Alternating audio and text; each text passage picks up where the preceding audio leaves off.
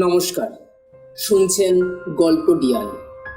আমাদের সমস্ত গল্প শুনতে এখনই সাবস্ক্রাইব করুন গল্পডিয়ান ইউটিউব চ্যানেলকে, আর নতুন গল্পের নোটিফিকেশন সবার আগে পেতে বেল আইকন বাজিয়ে দিন। আজ শুনবেন নবারুণ ভট্টাচার্যের লেখা গল্প দাঁত।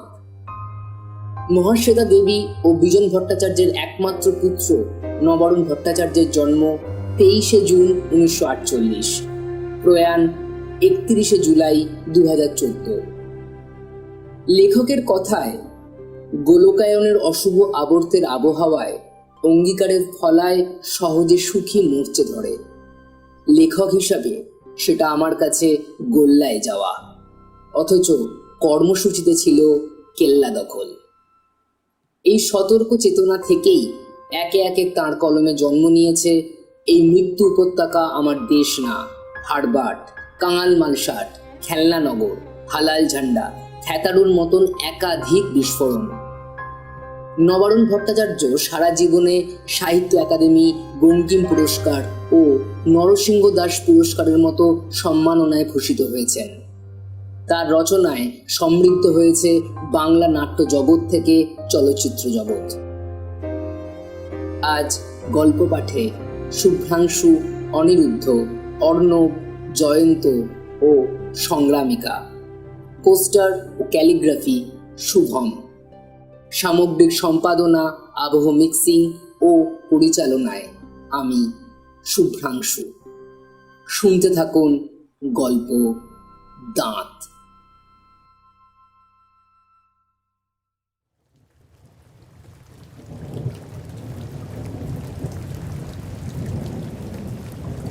এ তল্লাটে বৃষ্টির সময় এরকমই চলে। বৃষ্টি মেঘ মুড়ি ছেড়ে আছড়ায়। দাপুটে বাতাস তো থাকবেই। এই বাতাসই শহরে গিয়ে যখন বাড়িতে বাড়িতে মাথা কোটে, তখন সেখানকার লোক ভাবে কি দুর্যোগই না ঘনালো। এ তল্লাটে হাওয়া লবণে ভারী।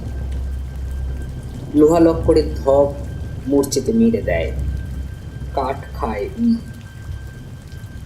গলা কেটে একটু ঠান্ডা বাতাস বইই চলে, কিন্তু তলা থেকে গুমোটের ভাপ ওঠে।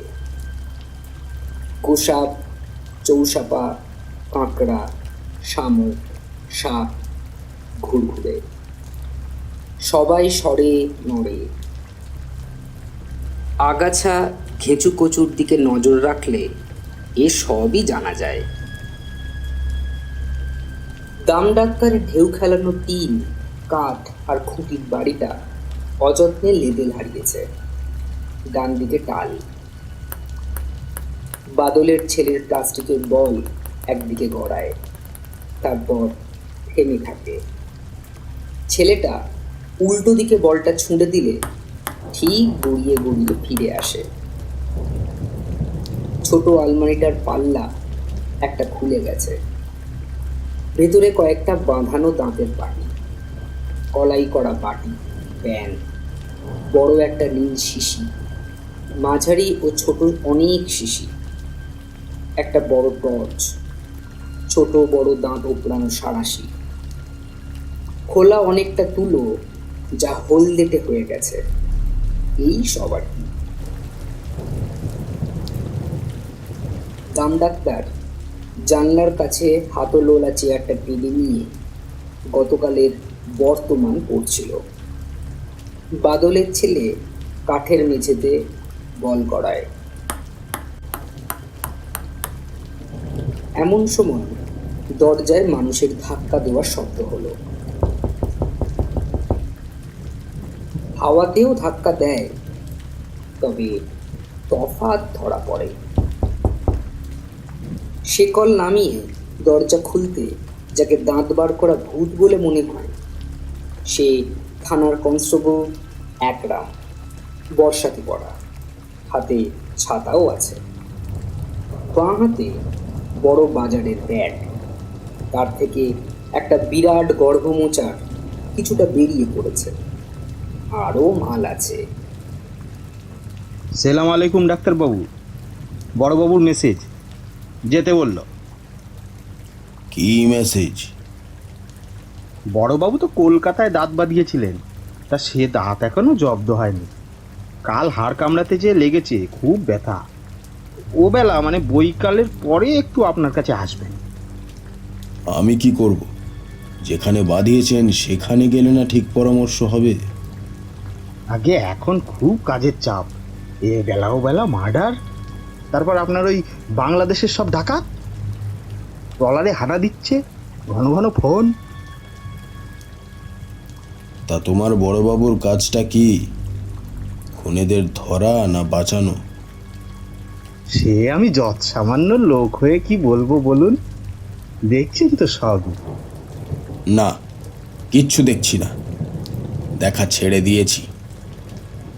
আগে দেখতে পেতাম, অন্ধকারেও দেখতে পেতাম, এখন আলোতেও পাই না। বুঝলাম না। বুঝলে না? এ তো সোজা ব্যাপার। বুড়ো হয়েছি, চোখে ছানি ধরেছে, তাই সব ঝাপসা। সবই খোদা তাল্লার ইচ্ছা। আমি তাহলে আসি ডাক্তারবাবু, আমি কিন্তু হ্যাঁ বলে দিচ্ছি। দাও, কিন্তু আমি ভাবছি অন্য কথা। দুর্যোগ বাড়তে পারে। আসবে কিসে? ফুটবটি চলছে। ভুটভুটিতেই তো এলাম। সালাম ডাক্তারবাবু। এসো। দুর্গা দুর্গা। আর হ্যাঁ, তক্তাগুলোতে খেয়াল করে পা ফেলো, ধারগুলো পচে গেছে। বৃষ্টিটা একটু জোরে হলো, ছাঁটগুলো জোনাকির মতো এদিক ওদিক ঝরছে, কোনো হায়া নেই। দাম ডাক্তার আর বাদলের ছেলে দেখল বর্ষাতে পড়া ভূত বোতাম টিপে ফটাস করে ছাতা খুলল। বা হাত তার ভারী বাজার ব্যাগে। জেঠু, বলো জেঠু। বৃষ্টি যখন থামেই না তখন বাঘগুলো কি করে? কি মনে হয় তোমার? গর্তে লুকোয়। এই কাদামাটিতে গর্ত, গর্তে গেলেই ঘোক কামড়াবে। ঘোক কি? ভূত? ঘোগ হলো কাঁকড়া। কি করে তাহলে বাঘেরা? আমার তো মনে হয় ঝোপের মধ্যে ঘাপটি মেরে বসে থাকে, মাঝে মাঝে ভেজা গোপ নাড়ে। কি করবে? হোক না বাঘ, কিচ্ছু করার নেই।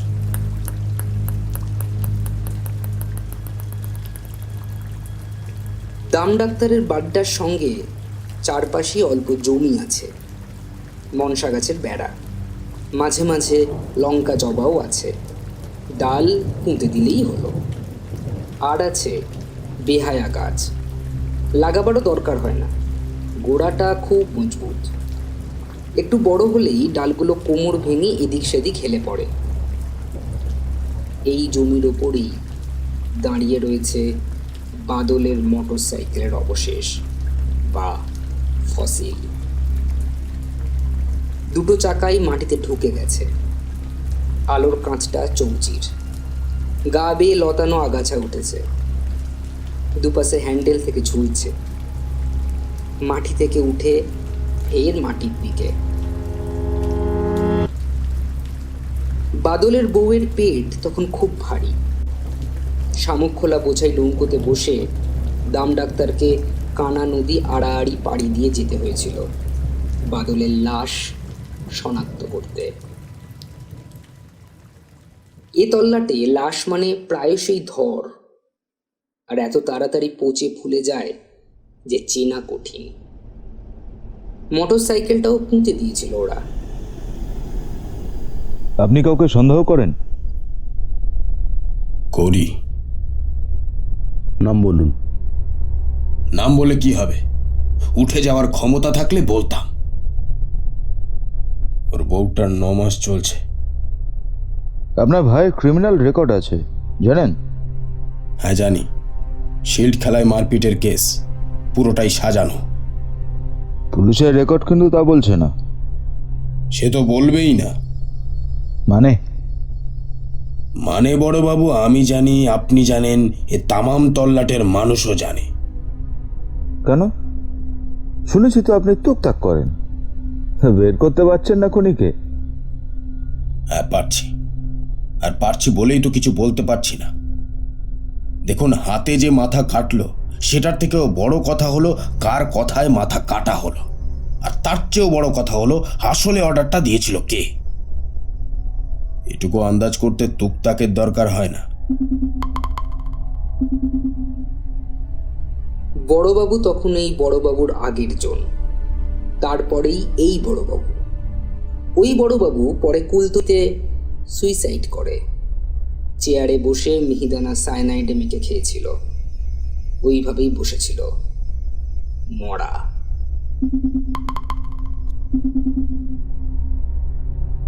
আপনার ভাইয়ের কেসটা একটা ইন্টারেস্টিং ক্লু পেয়েছি।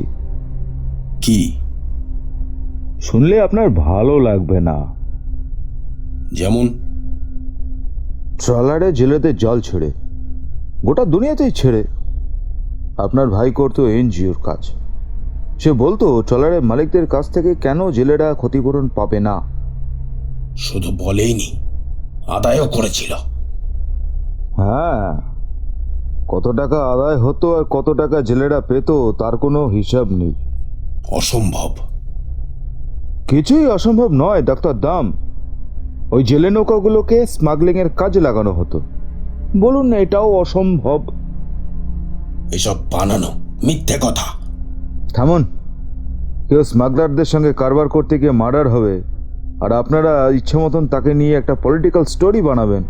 কি ভেবেছেনটা কি বলুন তা? আর আমার কিছু বলার নেই। বলবেন না, বললেই আরো ঝামেলা বাড়বে। বড়বাবু বা দাম ডাক্তার বাদে স্থানীয় এক শিক্ষক সেখানে বসেছিলেন।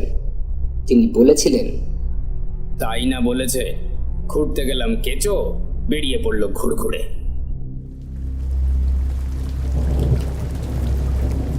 বিকেলেই সন্ধ্যেবেলার ঘুপচি অন্ধকার গুঁড়ি মেরে মেরে ছড়িয়েছে। দাম ডাক্তারই দরজা খুললেন। বড়বাবু আগের থেকে ভারী হয়েছে। মাথায় ছাতা ধরে এনেছে একরাম। বসুন, তারপর দেখছি। দাম ডাক্তার একটা সসপ্যান নড়বড়ে টেবিলের ওপরে রাখে, তাতে ঘোলা সাদাটে জল ঢালে। গন্ধে বোঝা যায় ডেটল মেশানো জল। আপনার কি দুপাটি বাঁধানো? না, ওপরের পুরোটা আর নিচের সামনের তিনটে। আপনি দুটোই খুলে ওই সসপ্যানে রাখুন, আমি আসছি। ও হ্যাঁ, চা খাবেন নাকি? না না, আপনি বরং কোনো একটা স্ট্রং পেন কিলার। অলরেডি দুটো ক্যাম্বিফ্লাম খেয়েছি। চা হচ্ছিল তাই বললাম। দাঁড়ান, বলে আসি বাদলের বউকে।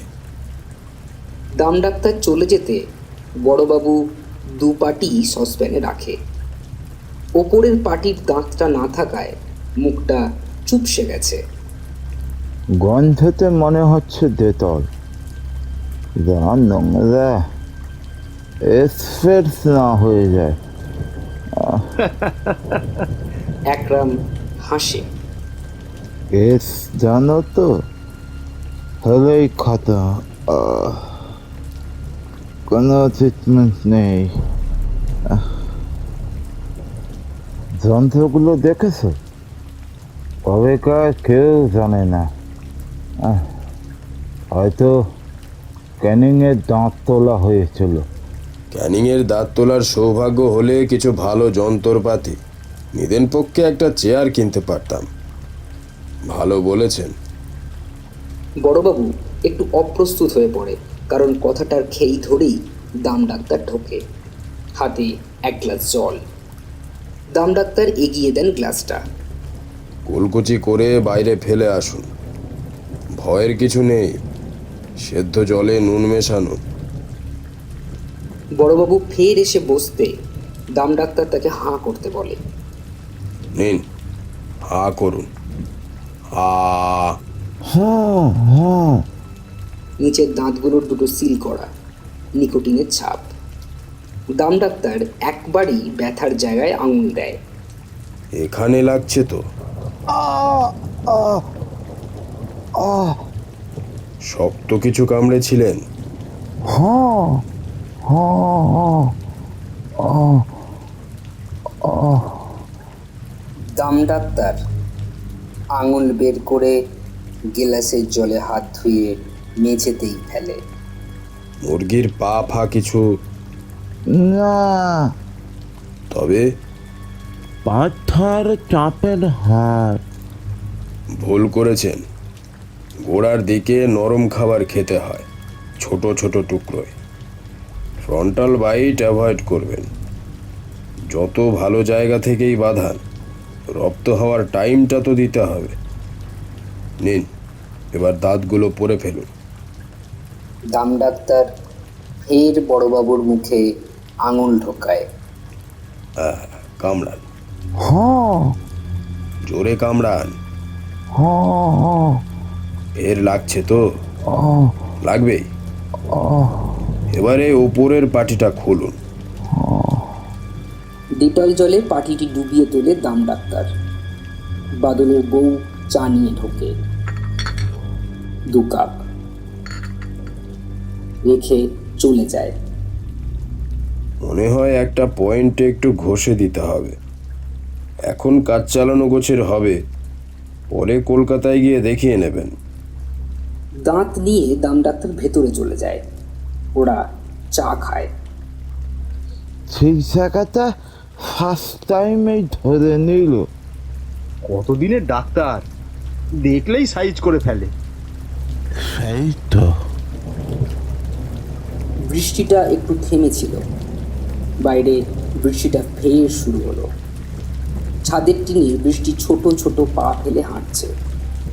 দাম ডাক্তার ফিরে আসে, ফের ডেটল জলে চোবায়, তারপর করে নিতে বলে। এবার কামড় দিন তো। লাগছে? অনেক কম। কালও একটু ব্যথা থাকবে, পরশু নর্মাল। আপনাকে কত দেব? কি দেবেন? নিতে হবে। ভালো হয়। 10-15 যা হোক কিছু দিন। কি বা করলাম? বড়বাবু একটা নোংরা 20 টাকার নোট এগিয়ে দেয়। পুরোটাই রাখুন। সে কি করে হয়? দাঁড়ান। দাম ডাক্তার ভেতর থেকে একটা 5 টাকার কয়েন নিয়ে আসে। 3টের বেশি পেন কিলার খাবেন না। রাতে দাঁত ভালো করে ধুয়ে জলে ডুবিয়ে রাখেন তো? একবারই ভুল হয়েছিল। আসলে পানটান হয়েছিল। ফ্যামিলি কলকাতায়, বুঝতেই তো পারছেন। আর ভুল করবেন না। আসুন।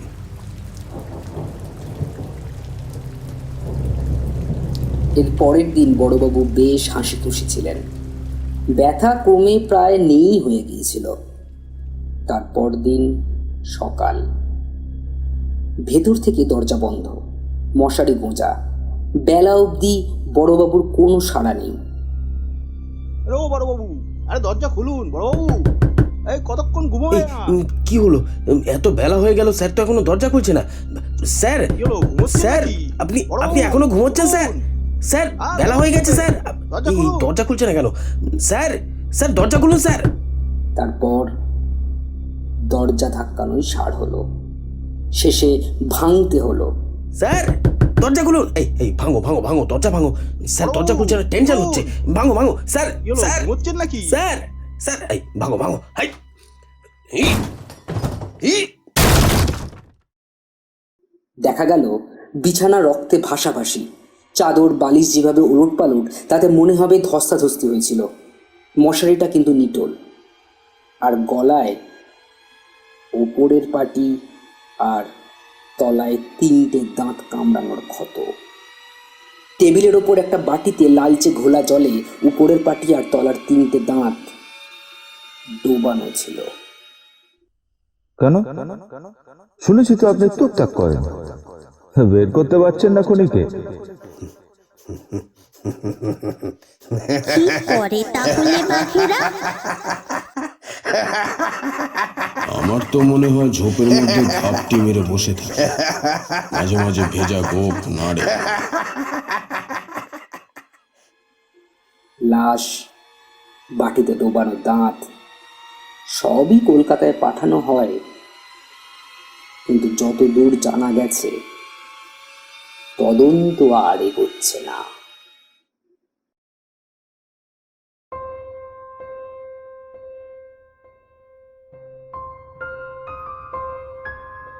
কেমন লাগছে গল্পডিয়ানের এই আয়োজন?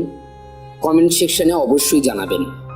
আপনাদের প্রতিটি কমেন্ট, লাইক ও শেয়ার আমাদের আরও ভালো কাজ করতে উৎসাহ দেয়। এখন থেকে আপনারাও ইমেলের মাধ্যমে আমাদের গল্প পাঠাতে পারেন। সেই গল্প নির্বাচিত হলে আমরা কথা দিচ্ছি তা গল্পডিয়ানে পাঠ করব। আমাদের ইমেল আইডি গল্পের ডেসক্রিপশন বক্সে দেওয়া রইল। এছাড়াও গল্পডিয়ানের নিয়মিত আপডেট পেতে ফেসবুকে গল্পডিয়ান দ্য স্টোরি টেলার এই পেজে যুক্ত হন। আবার নতুন সপ্তাহে নতুন গল্প নিয়ে ফিরব। ভালো থাকবেন। ধন্যবাদ।